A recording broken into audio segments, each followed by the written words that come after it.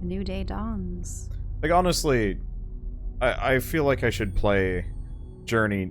I'm not going to say not infrequently, but just kind of here and there every once in a while. Are you gonna have the white cloak this time? I might have to go get it. How do you go get it? Go get it. How do you get it?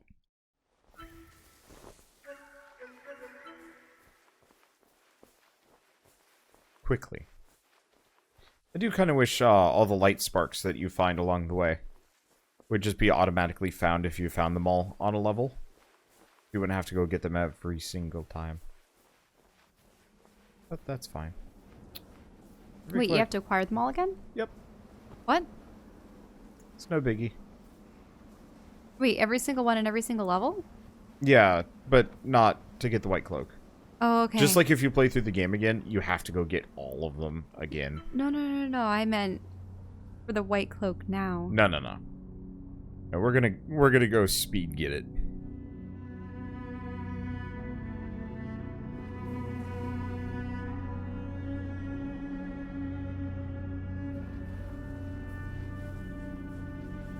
How did so many perish here? They didn't. Well, I mean... I thought every marker was intended potentially for one a player? of these. It could be... These could be hand-placed. It could be one of two things. One, it could be people that load the game up, play for like a bit, and then stop. Or... I don't think it's that. Well... I'm just wondering if at one point the journey was far more arduous and extended further and further and further out. Well, from like a real gameplay perspective, it's the same experience the whole way through. Yep, okay.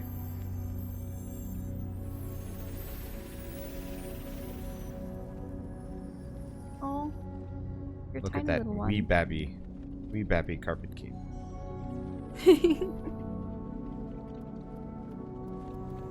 Oof.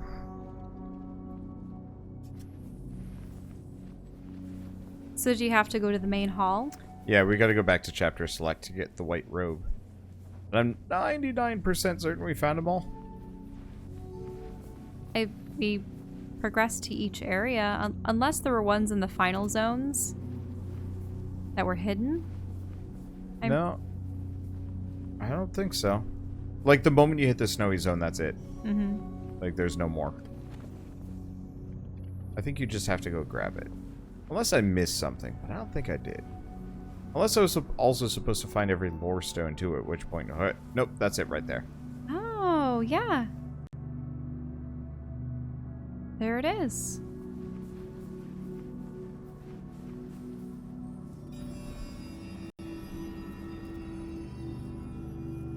Pretty.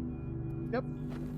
And is that an infinite scarf? Yeah. Or no, you still expend it? Well, so you still expend it, but obviously I get a boost by having it. And if I stand still...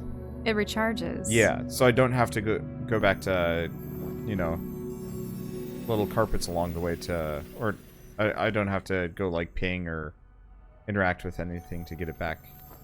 I can just go. Mm-hmm. And I think it might get longer, faster. I'm not entirely sure. So, how far will you be able to get to the summit were you to complete this a second time? You know, honestly, I'm not sure.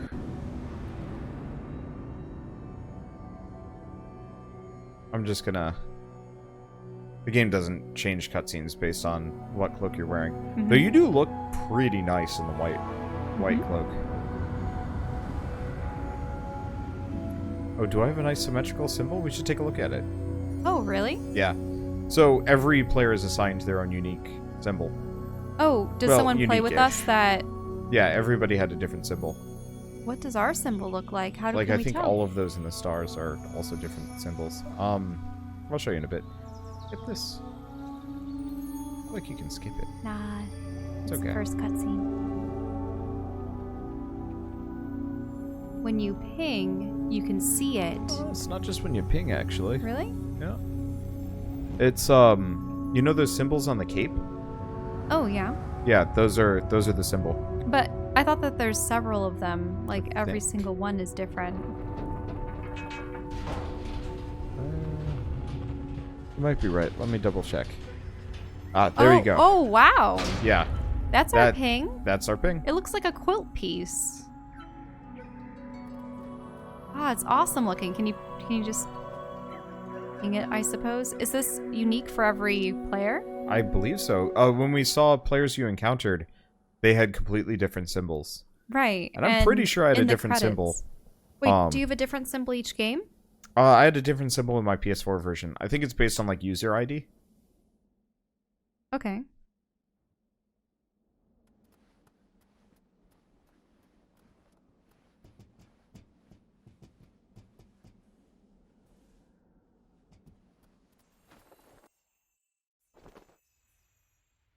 Oh, there's one over there. Yep. I mean, we've pretty much done this before. I just wanted to fly around for a little while. The experience of having the white cloak. Yeah, because I unlocked the white cloak in my PS4 save as well, but I never used it.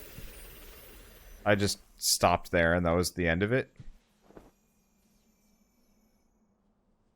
You ping? I like seeing her ping. Yeah, it's like the cross with the dots in each corner. Mm-hmm. Or a crisscross. Very equal quadrants. Yeah, I love symmetry. Makes me happy whenever I see like symmetrical stuff. Which is interesting because you do an awful lot of asymmetrical stuff for design work. True. Actually, your old logo symbol, the circle with the 4 mini circles, is very similar to this, yeah. Mm-hmm.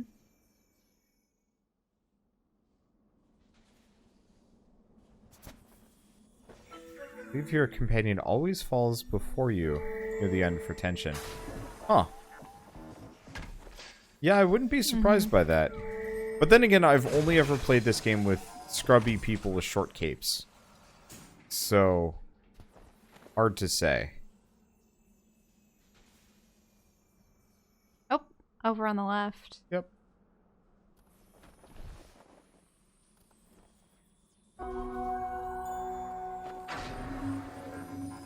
Not that I actually need it.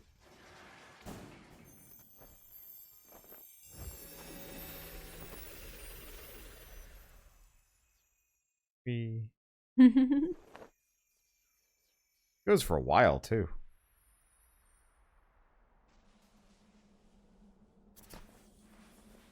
Did they ever add more skins and colors, or is it just those two? No, it's just these two.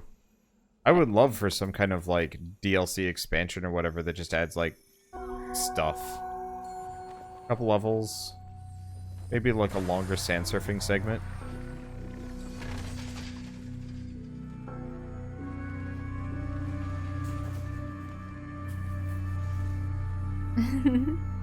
It is such a shame that it's rare to find games that match up with this. But then again, it kind of makes sense.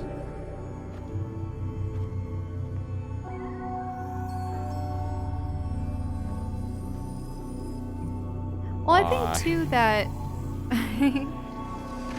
that...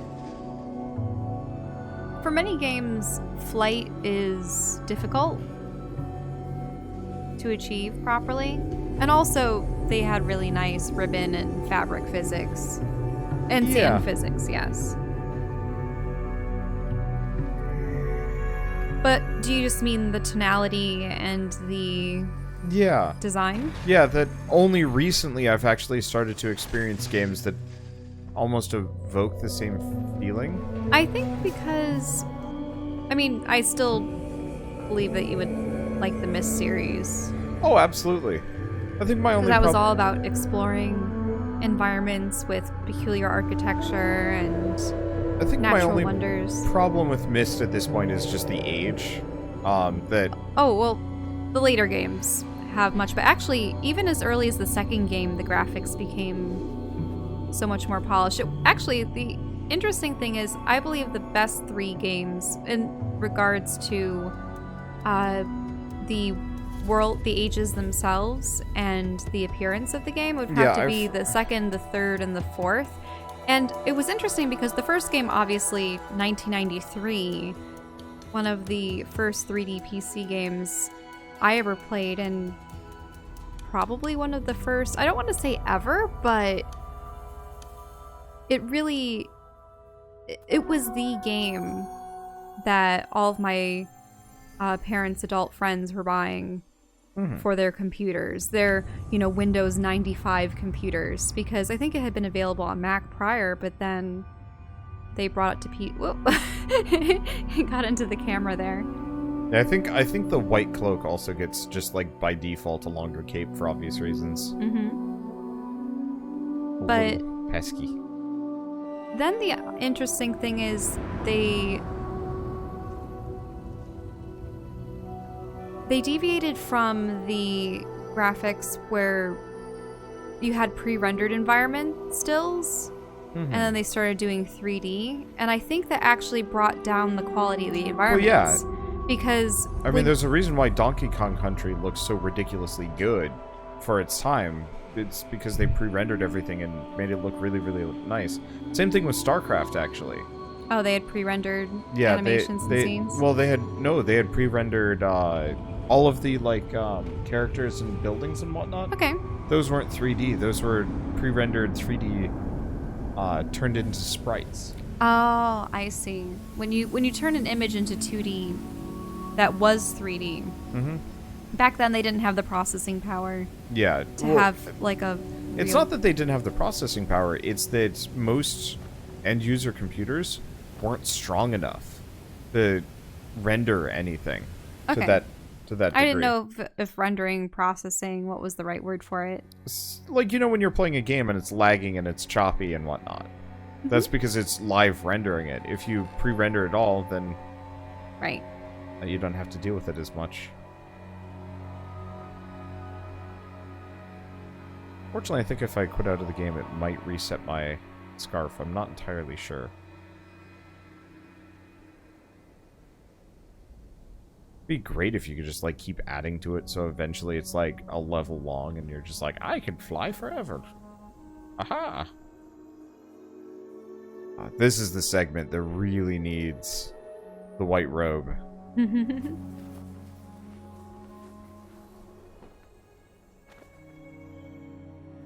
Yeah, so I believe a number of indie games have captured their own unique aesthetics and animation styles, though. Yeah. I've been seeing a number of wonderfully painted 2D games or 3D games with painted textures that are really gorgeous, and you know what I mean?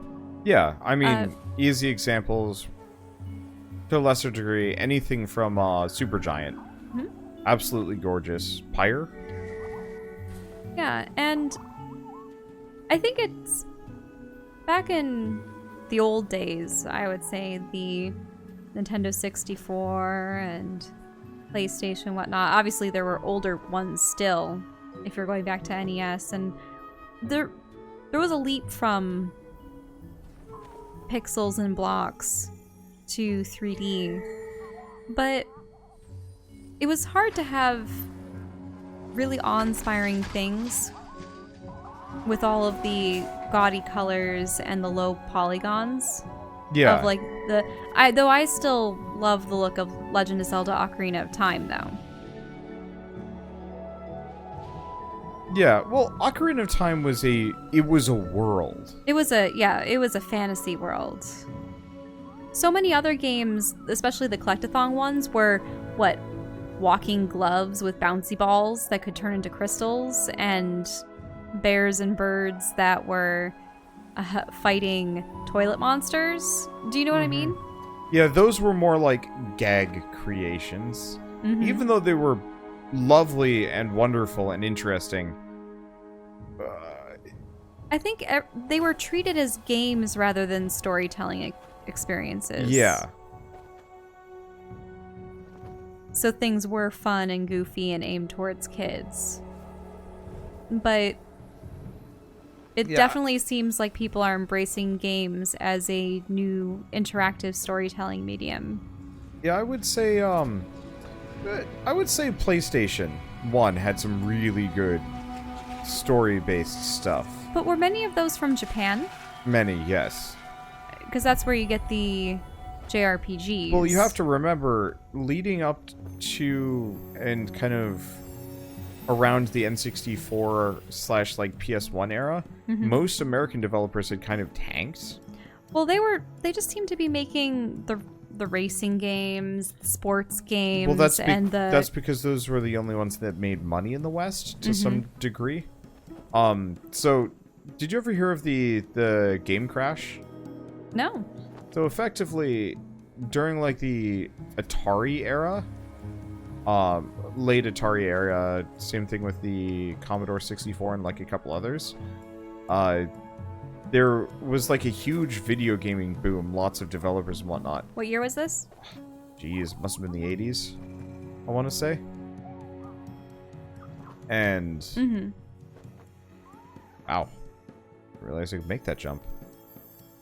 Have I gotten all 3 from this area? I'm not sure.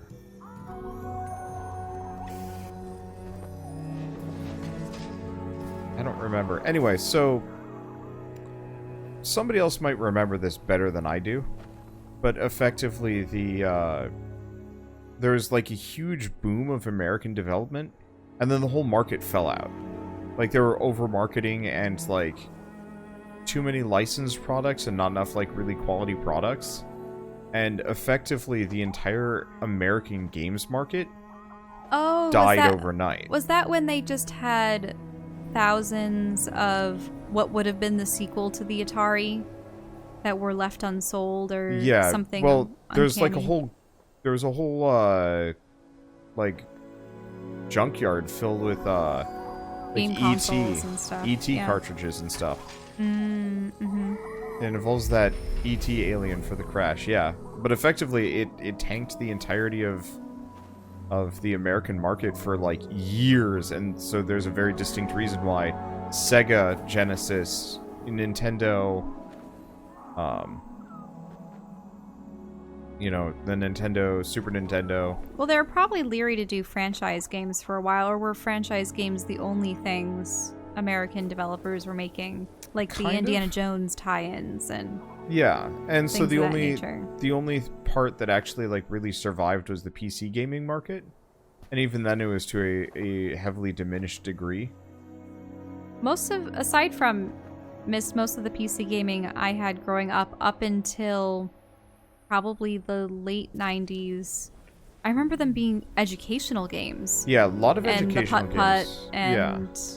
There was like Westwood and a fair number of like CRPGs, like Fallout and the Baldur's Gate series. Though I think Baldur's Gate was a little later. There were the Tycoon games. Yep. Zoo Tycoon and Roller Coaster Tycoon.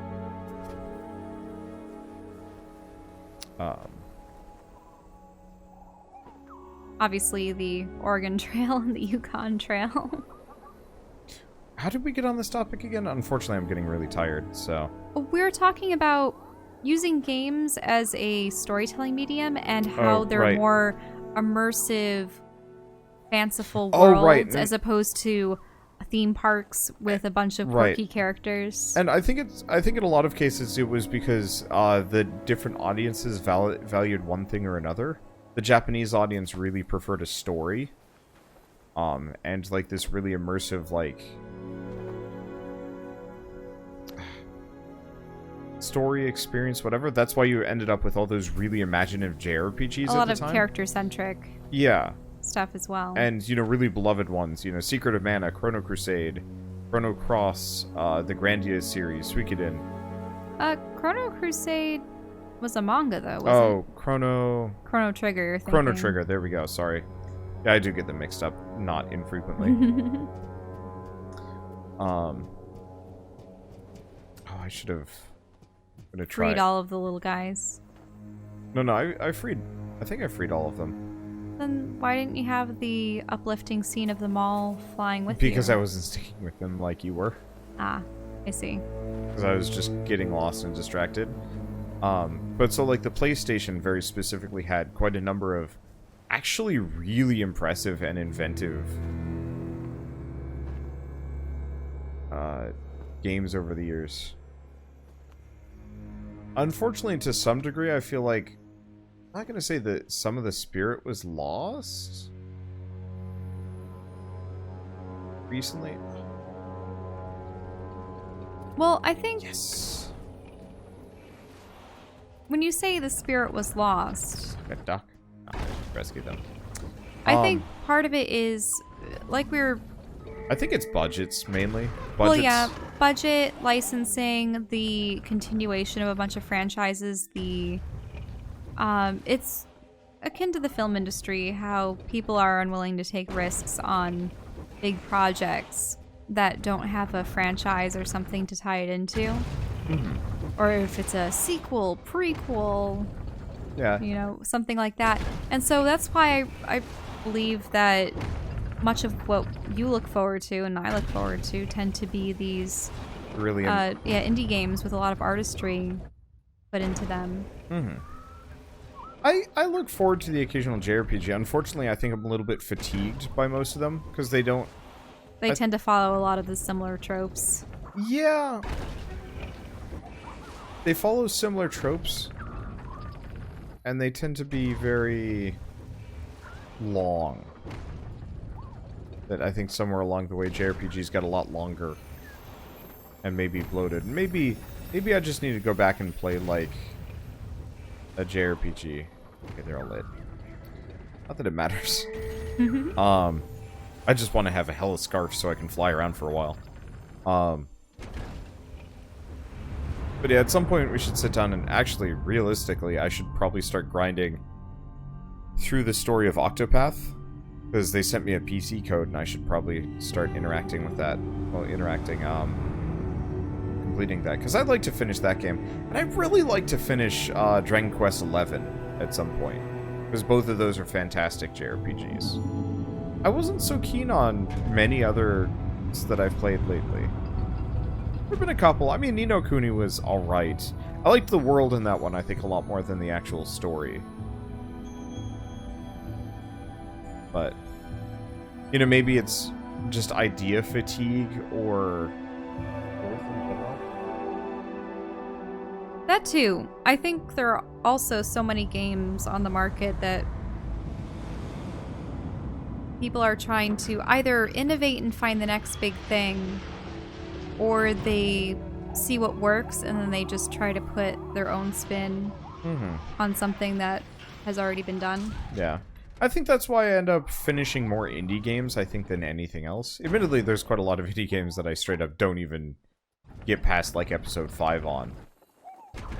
But they tend to be the ones that... Yep. Here's the flying segment.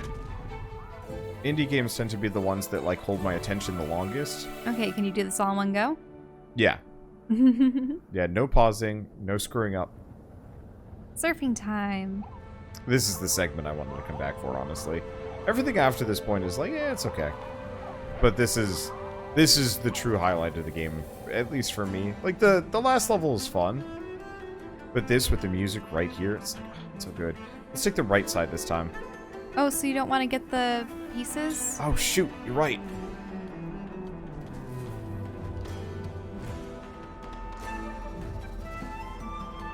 I forgot, since we technically already had them, I was like, alright, I don't need them. But the answer is, no, I do need them.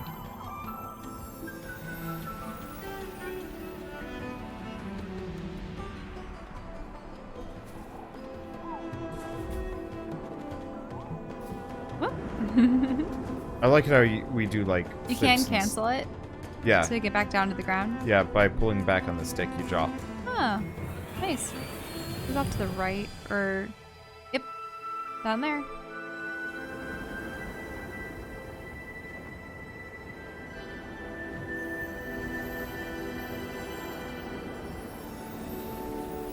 Oh, I like how you had a blue sheen there for a moment.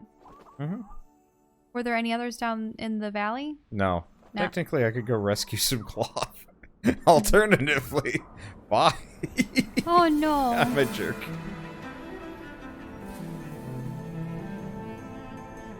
Ah, cellos are so beautiful. Cellos are really nice.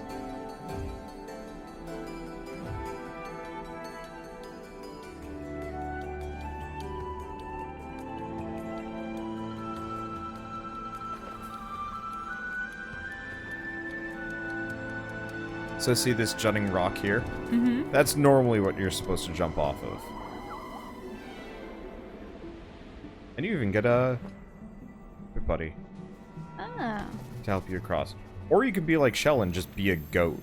Well, I think I went along the right ledge, and then I hopped up the mountain, and then I found that crevice, and I was like, ooh, and it was in there.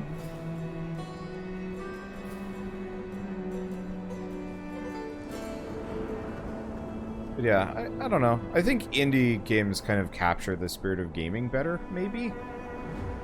Recently, people are bringing up Annapurna, actually, which is interesting because it's a movie publishing company, if I remember right. But they've gotten into game publishing lately, and they've actually published 3 of my favorite games of the entire last year. This, Ashen, and Outer Wilds. I wonder if when they plot out these games, if they don't have a kind of storyboard. Well, this one for... didn't. Oh, this one did. This one had Austin Wintry. Like I was saying, they. Well, I'm just imagining them listening to the tracks and then going, this music sounds like you're swiftly sliding. I think the very specific flying path of design that they went with for this one. No. What's wrong? Oh, you can just clip through that. Oh, cool. No, come back. Wanted to see if there were secrets anywhere. Well, there's one Easter egg that we've missed. It does not like me stopping. There's actually, you know how we saw that flower? Yeah. There's actually one more. Another flower. Well, not a flower, actually. Let me see if I can find it. I was looking it up, but it might be hard. We might be past it at this point. Collectible. Mysterious creature. A creature? Wait, we saw the mysterious creature. It was in that chamber, right? Or is this we another gotta creature? get to the temple. Let's go see this. I mean, honestly, I guess I might as well just... Remember the creature that was like a centipede that was glowing that we passed by? Oh, you're right. I think that's the mysterious creature. You're right. That probably is the mysterious creature. Yep, it is. Well then, we actually found every major collectible in the game. Except for maybe some lore stones. I remember some of them being tricky. But I honestly don't remember if we missed any. And also, they kind of don't matter because the story they tell is boring. It's like, we had plans, and then we screwed it up with bird bots. But yeah, in the last year or so, of all the games we've played together, what were the ones that like really stood out to you? Like, I'm thinking Crosscode, Outer Wilds, Wandersong. Man, actually, quite a number of my like absolute favorite games have come out in the past like 2 years. Gaming industry is getting better, and I love it. Good thing you have an ongoing list of things that you have played in your playlist section. It so is you nice. always know what you've played. Yeah. I get a little bit... I do lose them a little bit just because I'm playing so many. Like, straight up, it wasn't until we started replaying this that I've remembered what it was like playing this game the first time. That's all kind of fun. Well, shall we stop here? Or do you want to see me sail clean over a spook bot or something? Because honestly, we should probably stop.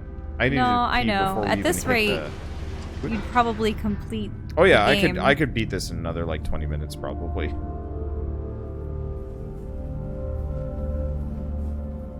And I think this is a good spot to stop.